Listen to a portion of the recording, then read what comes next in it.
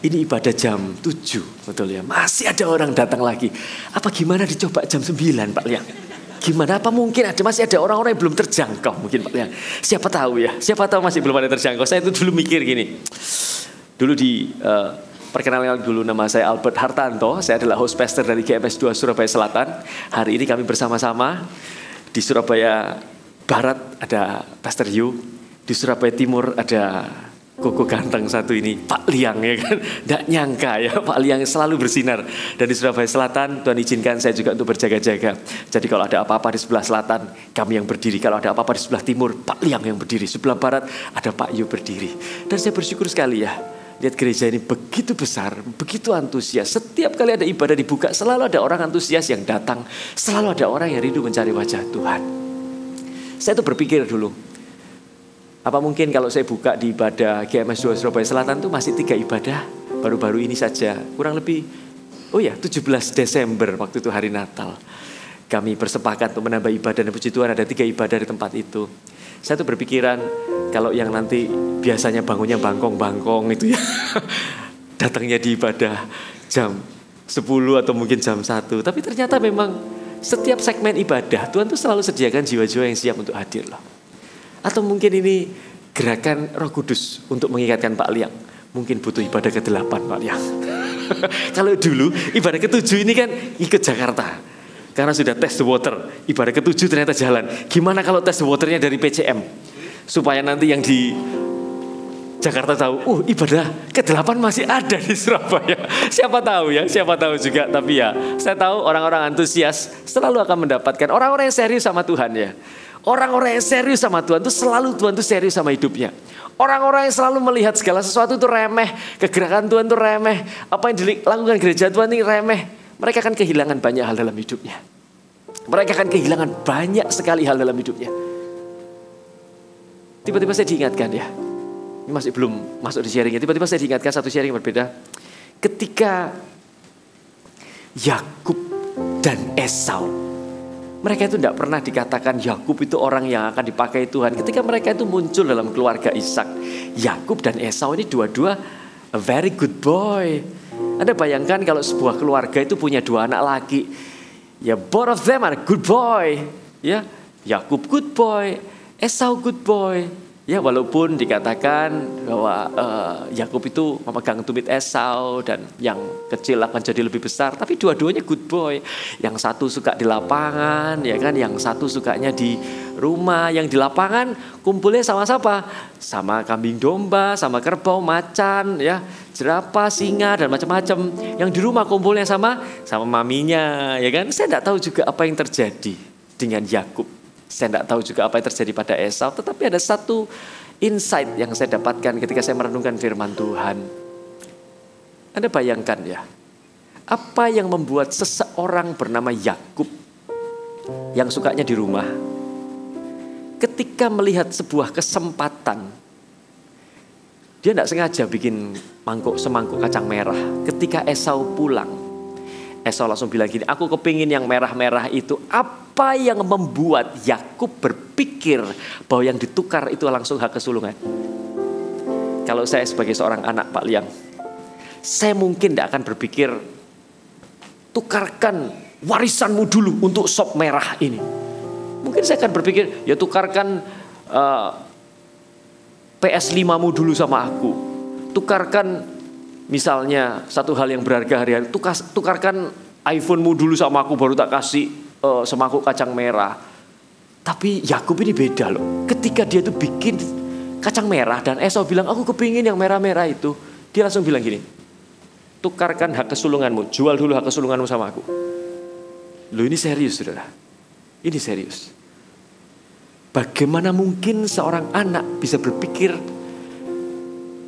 bahwa sesuatu yang muncul ketika Esau menawarkan sebuah pertukaran, dia akan langsung munculkan hak kesulungan.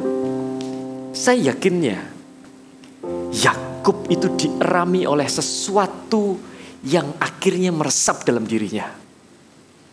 Bahwa hak kesulungan itu sesuatu yang dia tidak bisa dapatkan karena dia itu anak kedua. Kan tidak ada hak kebungsuan, adanya hak kesulungan. Yakub itu merasa gini, ya ampun, ini hak ini aku tidak bisa dapat.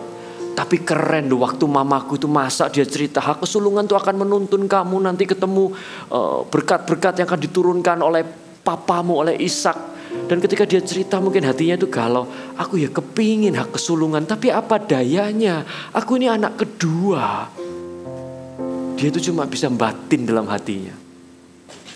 Aku kepingin hak kesulungan itu. He wanted so bad. Dia kepingin itu sangat dalam, dia kepingin. Sampai ketika Esau itu bilang, aku kepingin yang merah-merah itu. Tiba-tiba Yakub langsung bilang, jual dulu hak kesulunganmu. Anda bayangkan ya. Anda tahu apa yang Esau katakan? Esau itu bilang gini, hak kesulungan. Sorry, Anda dengar suara saya ya? Dengar ya? Atau suara saya merasa suara saya agak pelan, atau memang Anda dengar suara saya? Good, kalau gitu tidak usah ditambah. Esau itu bilang gini, hak kesulungan, aku sebentar lagi mati. Buat apa gua kesulungan itu? Biarlah dia memiliki hak kesulungan itu. Seseorang yang mendapatkan dengan mudah karena dia lahir duluan. Dia menganggap hak kesulungan itu remeh, tidak ada artinya. Sesuatu yang berharga dianggap sampah oleh Esau. Sesuatu yang tidak bisa didapatkan oleh Yakub dianggap sesuatu yang berharga. Sehingga ketika sebuah kesempatan terjadi, ketika Esau itu menawarkan, aku mau yang merah-merah itu, tiba-tiba muncul, jual dulu hak kesulunganmu sama aku. Dan kemudian Esau dengan mudahnya katakan gini, ya sudah, kalau kamu mau hak kesulunganku ya ambil saja. Anda tahu responnya Yakub apa? Seorang anak, bersumpahlah dahulu bahwa engkau sudah menjual hak kesulungan. Bayangkan loh, ini anak tidak main-main. Yakub penipu. Tapi saya mau katakan, jangan dulu katakan Yakub penipu. Yakub katakan bersumpahlah dulu, dan Esau bersumpah dijual hak kesulungannya. Lewat beberapa lama terjadi kelaparan dan segala sesuatunya. Sampai suatu saat Ishak itu bilang, bikinkan aku makanan, berbululah di ladang, aku hendak memberkati engkau. Tiba-tiba Esau berburu dan ibunya mendengar hal ini. Saya tidak tahu hubungan Esau dengan ibunya itu seperti apa. Mari lepaskan dulu pikiran mengenai Esau itu penipu. Tapi hubungan Esau dengan ibunya itu, Yakub dengan ibunya. Ibunya bilang gini, Yakub, Papa mau memberkati, ayo kamu pakai pakaian Esau supaya kamu ketakutan, supaya kamu kedapatan kalau kamu itu Esau. Kemudian akhirnya Yakub juga ketakutan, tetapi dia manut aja. Dan akhirnya dia mendapatkan berkat dari bapaknya itu sebagai anak sulung. Dan kemudian Esau datang, dia meraung-raung. Dan Esau katakan, bukankah benar dia itu dikatakan penipu? Dia sudah 2 kali menipu aku. Roh Kudus itu dengan lembut katakan, benarkah Yakub menipu Esau? Ataukah Yakub itu mengambil apa yang dibuang oleh Esau? Hanya antara Esau dan Yakub yang tahu. Orang lain tidak tahu. Tetapi ketika di dapur itu, Yakub memegang tangan Esau. Sudah, sumpahku tak lepas, tak jual hak kesulunganku. Yakub terima dengan tangannya, tidak ada yang lihat. Sehingga ketika Yakub datang, Yakub itu mengambil apa yang sudah dibuang sama Esau. Dia mengeksekusi dealing yang sudah dia buat bertahun-tahun yang lalu. Sesuatu yang berharga yang dibuang oleh Esau, dia ambil. Dari luar, Yakub terlihat seperti penipu. Jangan bingung masalah penipu tidak penipu. Yang saya rindu sampaikan, Yakub itu serius dengan apa yang Tuhan berikan. Esau tidak pernah serius dengan apa yang Tuhan lemparkan. Sesuatu yang tidak perlu diusahakan, sesuatu yang dapatnya itu dari gen karena dia itu anak sulung, dibuang-buang gitu saja. Sesuatu yang Tuhan lemparkan ke Anda, sebuah mandat mulia untuk mengembalikan jiwa-jiwa kepada Tuhan. Buat sebagian orang, hal yang remeh, alah bentar lagi aku mati, aku tidak pedulilah. Buat sebagian orang, ini satu hal yang harus dilakukan. Karena bapakku sudah korbankan nyawanya, bapakku sudah teteskan darahnya. Semakin saya diam, semakin rugi setiap tetesan darah dari Tuhan Yesus di kayu salib. Beberapa orang melihat visi 1000 gereja ini kayak ngapain sih? Beberapa orang lihat kayak enggak serius. Sudahlah 2030 ya go ahead lah. Saya enggak perlu. Kamu rame-rame oke lah. Saya pokoknya ke gereja aja. Beberapa orang melihat sesuatu yang enggak serius. Jangan heran kalau Tuhan juga enggak serius sama hidup Anda. Beberapa orang yang hari ini Anda mendengarkan saya. Anda yang hari ini serius berdiri di pengembalaan di CG Anda walaupun Selasa itu, "Duh Pak, saya diundang arisan Pak. Kalau Selasa itu selalu tidak bisa, saya dibilang itu apa-apaan setiap Selasa tidak bisa." Mensakralkan hari Selasa untuk berdiri untuk pengembalaan. Anda tahu bahwa Anda serius dengan Tuhan. Tuhan yang menjaga hidup Anda. Tahu enggak? Orang-orang yang serius dengan Tuhan, Tuhan akan serius sama hidup Anda. Kalau Anda tidak pernah serius sama Tuhan, jangan salahkan kalau hari ini hidup Anda seperti guyonan. Mujizat, apa itu mujizat? Tidak pernah kelihatan tuh. Tidak pernah lihat mujizat.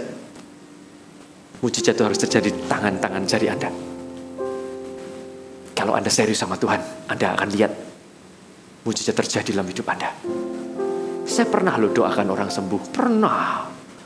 Saya sering doakan orang tidak sembuh. Bolak-balik.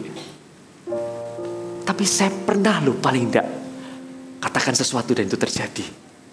Saya pernah enggak ngomong sesuatu tidak terjadi? Pernah. Tetapi itu sebuah balance yang baik menurut saya. Kalau saya doakan orang sembuh, 1 kali sembuh, saya butuh 2 kali tidak sembuh, 20 kali tidak sembuh. Loh kenapa? Karena kalau setiap kali saya doakan sembuh, Tuhan bisa enggak pakai saya. Karena manusia itu picik. Kalau saya bisa doakan orang sembuh, kemudian doakan orang lagi sembuh, kira-kira saya sombong enggak? Sombong lah. Kalau saya doakan orang sembuh, saya mau sombong. Sombong dari mana? Saya doakan 20 orang tidak ada yang sembuh sebelumnya. Kalau 1 orang sembuh. Karena saya tahu yang bawa kesembuhan itu bukan saya. Saya tidak boleh sombong, itu Tuhan yang kasih di ujung-ujung jari saya. Kalau saya doakan tidak sembuh, ya saya tidak perlu sedih-sedih amat. Wong yang bawa kesembuhan juga bukan saya. Kalau sembuh, ya tidak usah bangga-bangga amat. Wong 1:20. Kalau saya tahu 1:20 sembuhnya. Kalau saya butuh 2 orang sembuh, berarti harus saya lakukan 40 kali berdoakan orang. Let's do it.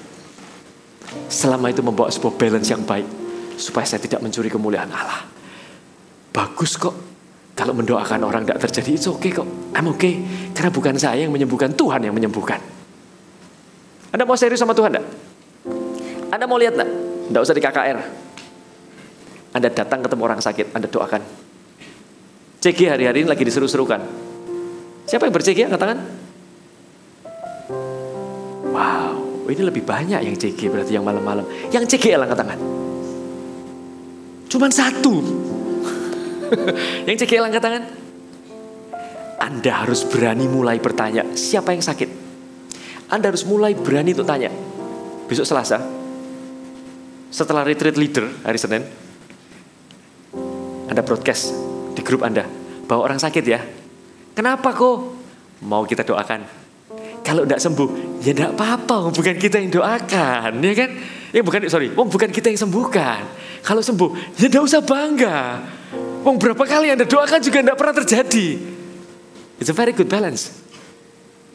Tetapi kalau saya jadi anaknya Tuhan, saya tidak akan berhenti untuk tawarkan orang untuk saya doakan. Jangan pernah takut mencoba. Karena mungkin kuasa Tuhan sedang bekerja dalam hidup Anda. Amin. Ngomong terus kapan masuk khotbahnya dari tadi ya? Belum buka Alkitab. Oke. Hari ini saya akan membagikan satu hal yang memiliki satu korelasi dengan apa yang saya bagikan di ibadah PCM ke-6 ke-6 jam 5 ya. Bikin bingung Pak Liang. Hari ini ibadah PCM ke-7 jam 7. Loh kok bisa pas yang ini? Hari ini saya akan bagikan mengenai Yosua 7. Kalau tadi saya bagikan mengenai Yosua 6. Nggak usah dibuka Alkitabnya. Di Yosua 6 saya ceritakan ketika bangsa Israel masuk di kepemimpinan Yosua. Bangsa Israel itu sedang dipimpin oleh pemimpin yang baru, Yosua. Tetapi karena Tuhan itu menunjukkan aku akan membesarkan namamu. Ketika Yosua itu diminta untuk memimpin, Tuhan yang besarkan namanya. Yosua enggak perlu pusing-pusing. Yosua itu cuma bilang mau Tuhan, ya sudah oke. Tuhan yang besarkan. Bagian besar-besaran itu Tuhan. Yang bagian membesarkan itu bagian Tuhan. Promosi itu bagian Tuhan. Asal ketika Anda dipromosikan Anda tidak jatuh aja. Ya, ketika Yosua mau manut, ya sudah Tuhan, saya mau. Tuhan besarkan nama Yosua. Dibuka Sungai Yordan dan kemudian ketemu juga sama tembok. Mungkin saya kalau jadi Yosua, ya ampun Tuhan sudah ketemu Sungai Yordan, sudah selesai, kok ya masih ketemu tembok. Tapi ternyata Tuhan tuh masih mau menunjukkan sesuatu sama Yosua. Kadang ya, Tuhan tuh kalau kasih sama kita tuh tidak boleh salah ngerti. Tuhan tuh sudah kasih kemenangan buat hidup Anda. Pak, kasih kemenangan tapi saya kok masih susah Pak. Saya masih harus kerja, saya masih harus ada target pekerjaan juga. Bos saya ngasih target, cegi saya ngasih target. Hidup kok ditarget terus seperti ini. Anda tahu enggak, kalau Tuhan sudah kasih janji sama Anda, Tuhan tuh sudah kasih. Tetapi kalau perang, ya jangan bingung. Karena Tuhan tuh mau kasihnya kemenangan.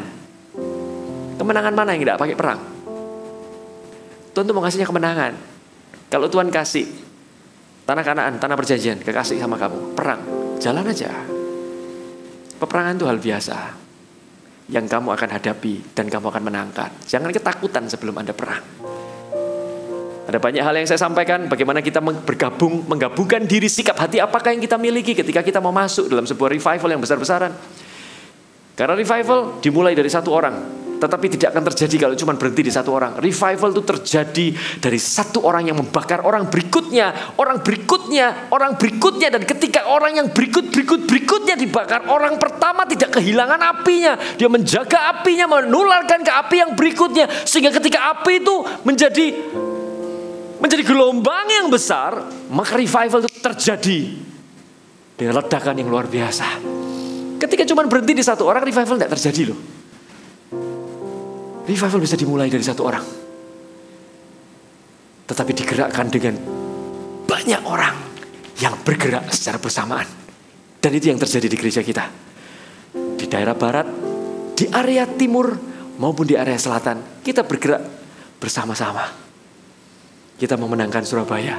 Surabaya for Jesus. Apa hubungannya Pak sama pekerjaan saya? Apa hubungannya Pak sama keluarga saya? Apa hubungannya? Tahukah Anda? Ketika Anda memenangkan orang-orang ini untuk mengenal Tuhan, Anda itu mengembalikan orang yang sudah dibayar sama Tuhan itu menjadi miliknya Tuhan. Ketika mereka itu kembali ke miliknya Tuhan, masa Tuhan tidak lakukan apa-apa sama hidupmu? Anda tahu enggak bahwa setiap orang itu sudah dibayar harganya? Anda tahu siapa yang dibayar? Anda ini sudah dibayar lunas. Mereka yang di luar sini ini juga sudah dibayar lunas. Yang tidak masuk ke gedung main hall ini juga sudah dibayar lunas. Masalahnya adalah mereka tidak terima keselamatan kalau mereka tidak tahu nama Yesus. Tugas Anda untuk kasih tahu. Mereka sudah dibayar. Sudah dibayar, tapi mereka tidak bisa masuk keselamatannya kalau mereka tidak tahu nama Yesus. Anda paham tidak? Itu tugasnya kita. Darah Yesus itu tidak hanya menyelamatkan semua yang di sini, tapi seluruh dunia. Sejak zaman penyaliban sampai hari ini, sampai di masa yang akan datang. Itu tugasnya kita untuk melangkah, untuk berjalan. Kita tidak boleh diam. Anda paham tidak? Kalau sesuatu yang sudah saya bayar hilang, dan kemudian ada orang mengembalikan ke saya, betapa berharganya. Firman Tuhan itu katakan di Mazmur, saya kalau tidak salah. Iya, Mazmur. Berharga kematian orang yang dikasihi Tuhan. Berharga kematian orang yang dikasihi Tuhan. Kok bisa? Karena kalau orang itu kembali kepada Tuhan, orang itu jadi punya nilai yang kembali kepada Bapa. Kalau orang itu mati tidak kenal Tuhan, itu berarti bahwa Tuhan sudah bayar dan hilang nilainya. Tidak berharga. Berharga adalah ketika mereka dibayar dan itu kembali kepada Bapa. Itu baru punya harga. Tugas Anda. Kalau saya bawa orang kembalikan ke Tuhan, menemukan kembali orang terhilang, Anda tidak usah bingung sama rewardnya. Anda tidak usah bingung sama rewardnya. Anda tanya diri aja sendiri. Diri sendiri. Anda tanya diri saja. Anda tanya saja diri sendiri. Ya ampun, susahnya. Lampu ini membuat saya tidak fokus. Anda tanya saja diri sendiri. Kalau ada sesuatu yang hilang dari Anda dan dikembalikan ke tempat Anda, Anda masa tidak kepingin kasih sesuatu sama orang yang mengembalikan? It's okay ya. Masa kalau ada sesuatu yang hilang terus kembali, Anda tidak kepingin kasih sesuatu? Anda tidak usah tanya Tuhan mau kasih apa, tidak usah tanya. Tidak usah tanya, pura-pura tidak tahu aja. Kalau Bapak di dunia aja bisa punya perasaan kayak gitu, masa Bapak di surga tidak bisa punya perasaan kayak gitu? So, berapa banyak Anda mau kembalikan sama Tuhan? Saya tidak akan berhenti. Saya akan sampaikan muatan ketika saya bertemu dengan orang. Dengan bangga saya akan katakan, Tuhan Yesus memberkati. Dengan bangga ketika di sekuler, di dunia sekuler saya, puji Tuhan. Ada beberapa orang itu kayak malu-malu loh bilang puji Tuhan. Ya Tuhan, ya puji Tuhan buat usaha saya besar. Ya puji Tuhan, Tuhan bikin segala sesuatunya lancar. Kalau mau katakan puji Tuhan supaya tahu kita ini orang Kristen. Orang harus tahu kita ini orang Kristen, kita ini pengikut Kristus. Puji Tuhan, Tuhan memberkati. Tuhan Yesus hidup dalam hidup saya. Paling tidak kalau kita ngomong kayak gitu, orang tahu kita ini orang Kristen. Tidak perlu juga kita itu terus jadi orang yang sok-sokan, tidak. Tetapi jalanlah natural. Berjalanlah natural. Kalau Anda sering mengembalikan apa yang menjadi milik Tuhan, masa Tuhan tidak lakukan sesuatu? Ketika bangsa Israel itu habis melakukan revival besar-besaran. Ini sungguhan loh, belum ngomong apa-apa saya. Sudah 24 tulisannya. 24 itu maksudnya masih 24. Tinggal 24. Ketika bangsa Israel itu habis menghancurkan Yeriko, itu revival besar terjadi, saudara tahu. Itu kebangunan rohani yang sangat besar terjadi. Wah, mereka bersorak-sorai, mereka beria-ria, mereka lakukan satu prosesi yang menarik sekali, menyenangkan sekali. Tetapi ketika mereka lihat di Yosua 7 ayat yang ke-1, saya akan bacakan, Anda perlu lihat. Tetapi orang Israel berubah setia dengan mengambil barang-barang yang dikhususkan itu. Karena Akan bin Karmi bin Sabdi bin Zerah dari suku Yehuda mengambil sesuatu dari barang-barang yang dikhususkan. Lalu bangkitlah murka Tuhan. Ayat yang kedua, Yosua menyuruh orang dari Yeriko ke Ai. Jadi setelah dari Yeriko, mereka itu hendak menyerang satu kota yang tidak besar. Namanya Ai. Bukan kotanya Ai. Ini kota Ai, ya. Yosua menyuruh orang dari Yeriko ke Ai yang letaknya di Bet Awen, di sebelah timur Betel, dan berkata kepada mereka, demikian pergilah ke sana dan intailah negeri itu. Maka pergilah orang-orang itu ke sana dan mengintai kota Ai. Ayat ketiga, kemudian kembalilah mereka kepada Yosua dan berkata, tidak usah seluruh bangsa ini pergi. Biarlah hanya kira-kira 2 atau 3 ribu orang pergi untuk menggempur Ai itu. Tetapi janganlah kau susahkan seluruh bangsa itu dengan berjalan ke sana. Sebab orang-orang di sana sedikit saja, maka berangkatlah 3.000 orang. Tetapi mereka melarikan diri di depan orang Ai. Ayat yang kelima, sebab orang-orang Ai menewaskan 36 orang dari mereka. Orang-orang Israel itu dikejar dari pintu gerbang kota sampai ke Shebarim dan dipukul kalah di lereng. Lalu tawarlah hati bangsa itu amat sangat. Yosua mengoyakkan jubahnya. Setelah terjadi revival yang begitu luar biasa, setelah terjadi kebangunan yang luar biasa, mengalami kekalahan yang luar biasa. Tahukah Anda, sudah disampaikan di Yosua 7 ayat yang pertama ini, tetapi orang Israel berubah setia. Ada seseorang sudah langsung dideskripsikan, namanya Akan bin Karmi bin Sabdi bin Zerah. Apa yang dia lakukan ketika Tuhan tuh bilang, ketika nanti tembok Yeriko hancur, kamu naik ke sana, kamu jarah semuanya, kamu kalahkan orang-orangnya. Dan kamu perhatikan barang-barang yang dikhususkan itu. Barang-barang emas, perak, dan segala sesuatu yang Tuhan mau itu jangan kamu ambil. Khususkan semuanya itu untuk Tuhan. Di Yosua 6 dikatakan, 6 ayat 18, tetapi kamu ini jagalah dirimu terhadap barang-barang yang dikhususkan untuk dimusnahkan, supaya jangan kamu mengambil sesuatu dari barang-barang yang dikhususkan itu. Ayat 19, segala emas dan perak, segala barang-barang tembaga dan besi adalah kudus bagi Tuhan. Semuanya itu akan dimasukkan ke dalam perbendaharaan Tuhan. Tetapi Akan bin Karmi bin Sabdi bin Zerah, kebalik enggak ya? Betul. Mengambil apa yang dikhususkan.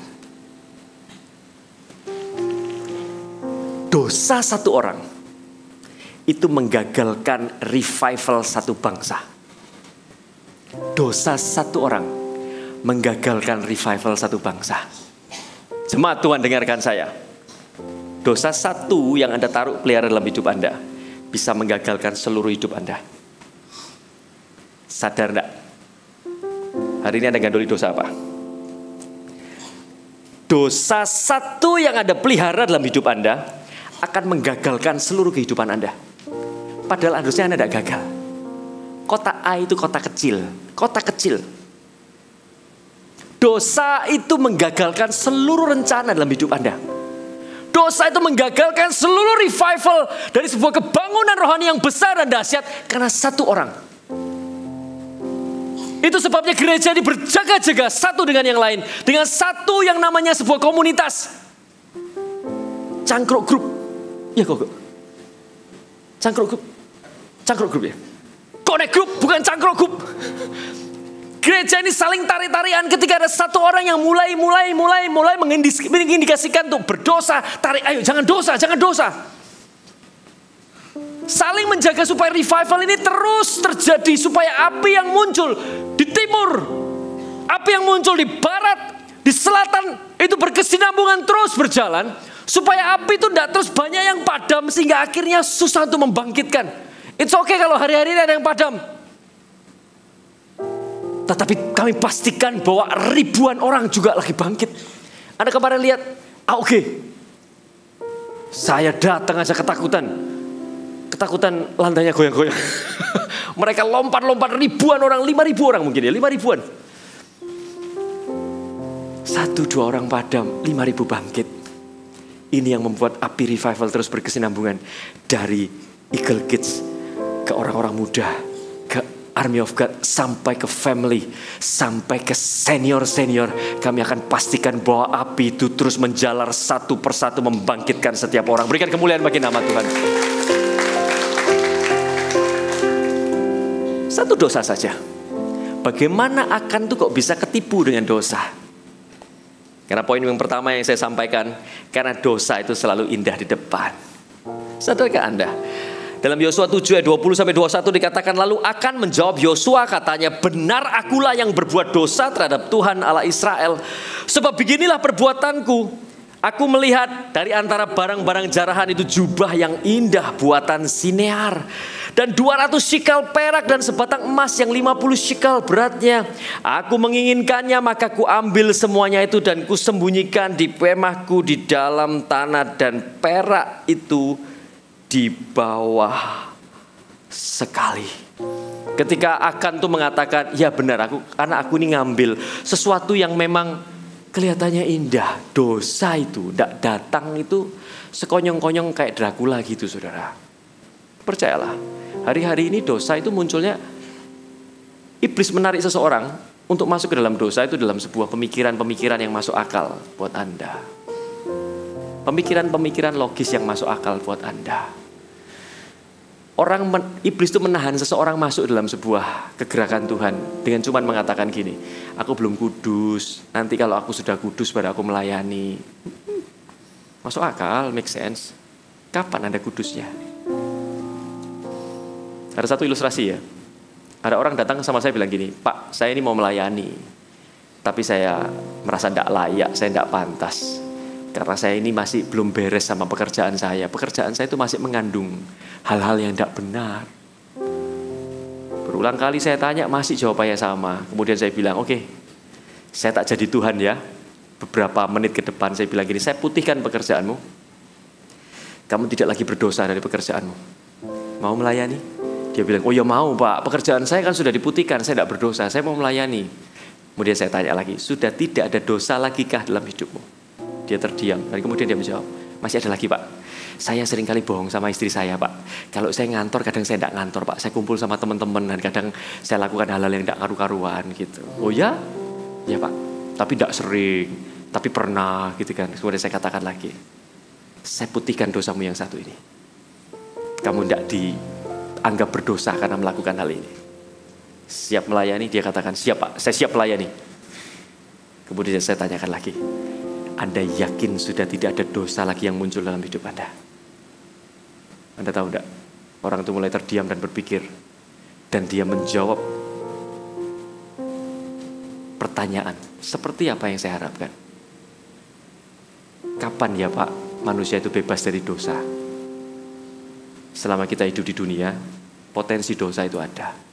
Kalau hari ini Anda ditemukan dengan dosa, datang pada Tuhan. Tuhan tuh menemukan orang dengan dosa-dosanya kok. Tapi Anda harus tinggalkan dosanya. Tuhan itu bukan Tuhannya orang-orang pendosa, terus berdosa, orang berdosa dan bertuhan. Tidak. Tuhan itu menangkap orang berdosa untuk kemudian go and sin no more, untuk meninggalkan dosanya. Dosa itu akan selalu terlihat indah dalam hidup.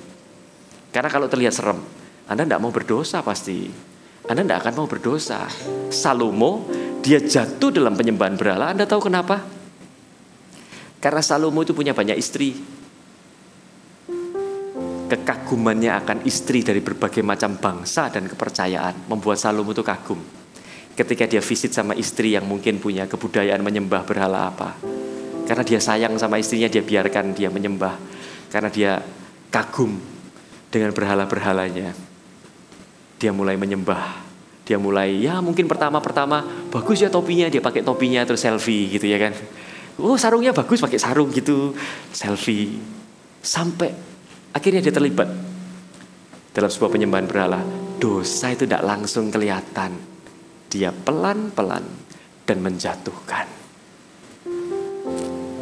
Hari ini beberapa orang sedang terikat dalam dosa yang sedang pelan-pelan. Anda bukan tidak tahu, Anda cuma berusaha tidak mau tahu.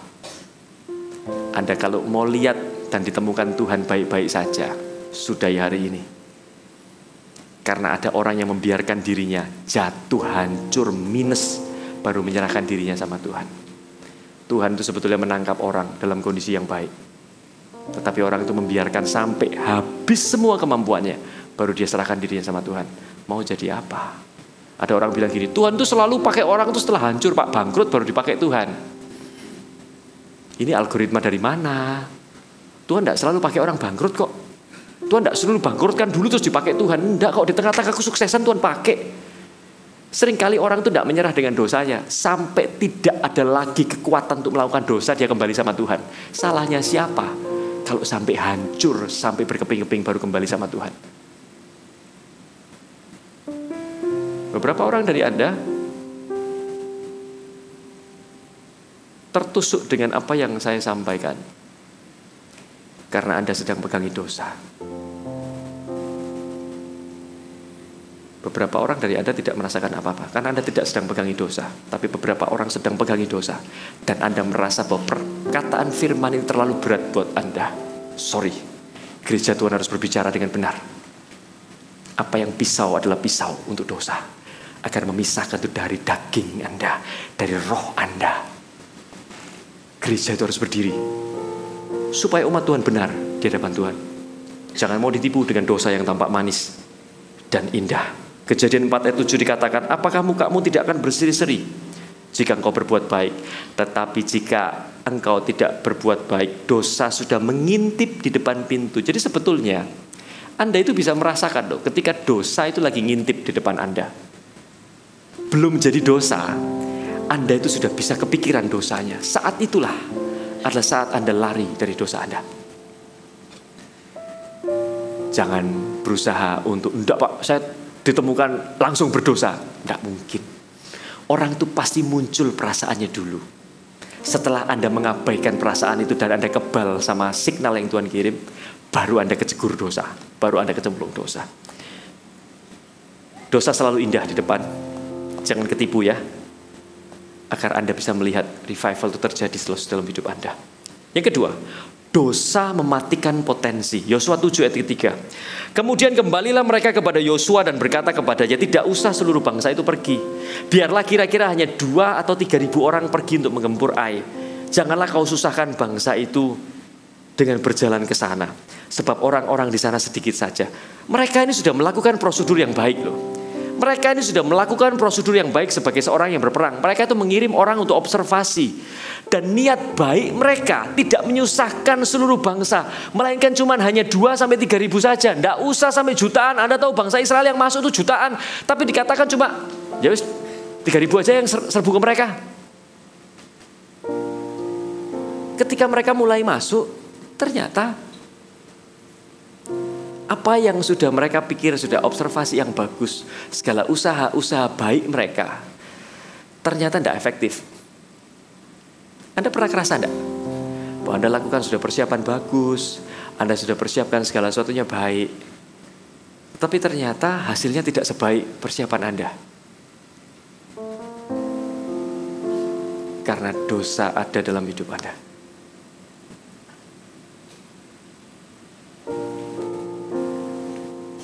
Anda pernah dapat SMS enggak? Tagihan listrik. Bila Anda sudah membayar tagihan listrik ini, maka abaikan tagihan ini. Buat beberapa orang ketika firman itu disampaikan dan dilemparkan itu tidak kerasa. Tetapi beberapa orang yang gandoli dosanya. Saya tahu bahwa roh itu membuat hati Anda tidak enak. Setelah ibadah kita akan berdoa. Gereja itu harus memutihkan dan membuat jemaatnya benar di hadapan Tuhan. Kalau hari ini apa yang Anda lakukan tidak efektif, apa yang Anda lakukan seringkali seperti saya sudah lakukan maksimal Pak, tapi hasilnya gitu-gitu aja Pak. Saya sudah observasi, bangsa Israel sudah observasi dan segala sesuatunya, tetapi ternyata kalah juga. Tujuan baiknya tidak berakhir dengan sebuah hasil yang baik. Tujuannya baik, tidak menyusahkan sebuah bangsa. Niat baik Anda tidak akan jadi apa-apa kalau Anda gandoli apa yang namanya dosa.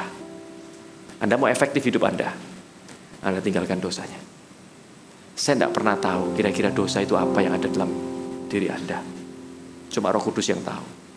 Saya akan tidak jadi hakim di sini. Saya juga orang berdosa. Orang berdosa kok menghakimi orang berdosa. Tuhan itu yang berhak menentukan Anda berdosa atau tidak.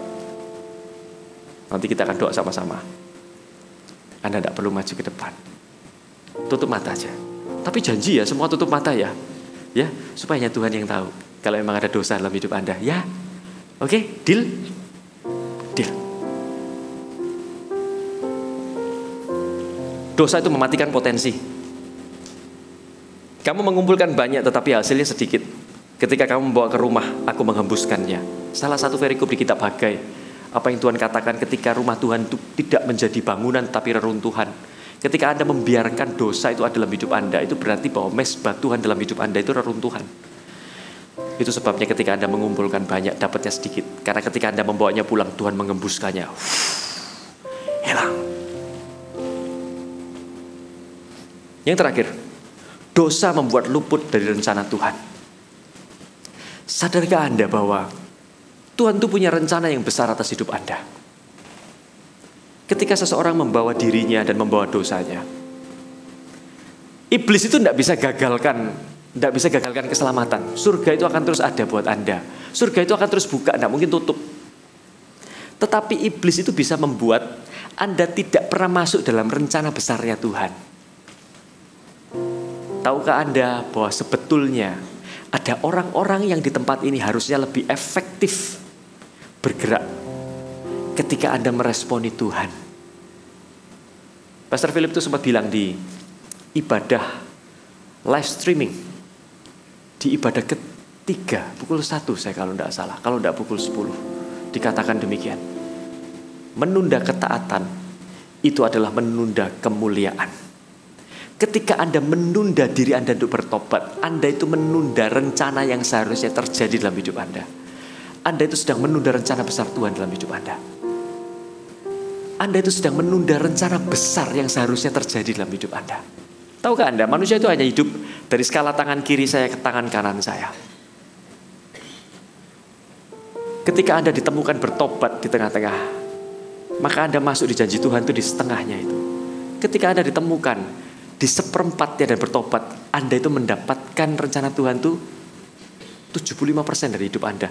Ketika Anda itu didapati 85% bertobat dari seluruh usia Anda, maka Anda hanya akan melihat rencana Tuhan itu terjadi 15% yang terjadi. Tahukah Anda, Tuhan itu memberikan dan membuka semua kesempatan yang besar buat Anda. Tidak usah bingung saat ini saya ada di berapa persen Pak. Tapi kalau hari ini Tuhan sudah ngomong dengan keras, jangan jadi orang yang bebal untuk biarkan dosa itu tetap dalam hidup Anda. Dosa itu musuhnya revival. Kalau Anda mau lihat revival, kebangunan rohani atas hidup Anda, jangan kantongi dosa. Jangan bawa dosa dalam hidup Anda. Kalau Anda mau berlari lebih cepat, pastikan apa yang ada di punggung Anda bukan sesuatu yang tidak penting. Orang-orang yang pegang dosa, dia tidak akan tajam perkataannya. Kalau saya punya dosa yang tak pegangi, saya tidak akan tajam untuk ngomong mengenai dosa. Kalau ada sesuatu yang tidak benar sama hidup saya tidak akan tajam untuk menyampaikan sesuatu.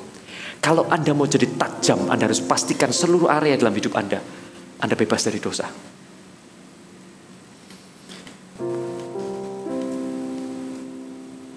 Pak, kadang saya ini tidak tahu Pak, saya ini dosa apa enggak. Kalau hari ini Anda tahu sadar itu dosa, lepaskan. Roh Kudus, Roh Allah yang hidup, itu akan mengkoreksi sampai sedetail-detailnya. Kalau memang itu harus Anda lepaskan. Kerinduan saya melalui ibadah hari ini, setiap orang yang serius sama Tuhan, Anda harus mulai melangkah untuk meninggalkan dosa Anda. Barang siapa menyebut nama Tuhan, dia harus meninggalkan dosanya. Barang siapa datang kepada Tuhan, dia harus meninggalkan dosanya. Hari ini, jangan jadikan ibadah menjadi satu hal yang sia-sia. Ibadah itu akan selalu berguna ketika Anda datang dan melepaskan dosa Anda. Kalau Anda tidak melepaskan, minggu depan Anda datang, akan tetap sama seperti biasanya. Harusnya kalau Anda lepaskan hari ini, minggu depan Anda datang, Anda dapatkan satu hal yang lebih dari hari ini. Minggu ketiga Anda datang, Anda akan dapatkan lebih dari apa yang Anda dapatkan hari ini. Kalau hari ini dosanya masih ada, segera lepaskan. Jangan bingung Pak, saya sudah keterlanjur Pak, tinggal 10% hidup saya. Woi saya tak get no pisan mari Pak. Sudah tidak usah bertobat-bertobatan, saya entek no pisan toh rugi Pak, saya tinggal 10%. Ini pikiran-pikiran iblis. Ini pikiran-pikiran yang salah. Kalau hari ini Anda ditemukan di berapapun, bertobatlah. Buat Anda yang masih punya waktu. Saya tidak katakan kalau saya masih usia 40 sekian, saya itu ada di pertengahan usia saya. Kata siapa? Usia orang itu tidak ada yang tahu. Karena itu jangan bingung sama skalanya. Kalau hari ini Anda ditemukan, Anda ditegur. Mari sudahi dosa Anda. Saya undang pemain musik bisa maju ke depan. Ada satu hal yang Tuhan tawarkan, satu hal yang berharga. Sebuah hubungan yang baik dengan Tuhan, sebuah hadirat Allah, sebuah pengurapan, sebuah iman yang bergerak dengan begitu luar biasa dalam kehidupan setiap manusia. Jangan tukarkan itu dengan pelihara dosa dalam hidup Anda.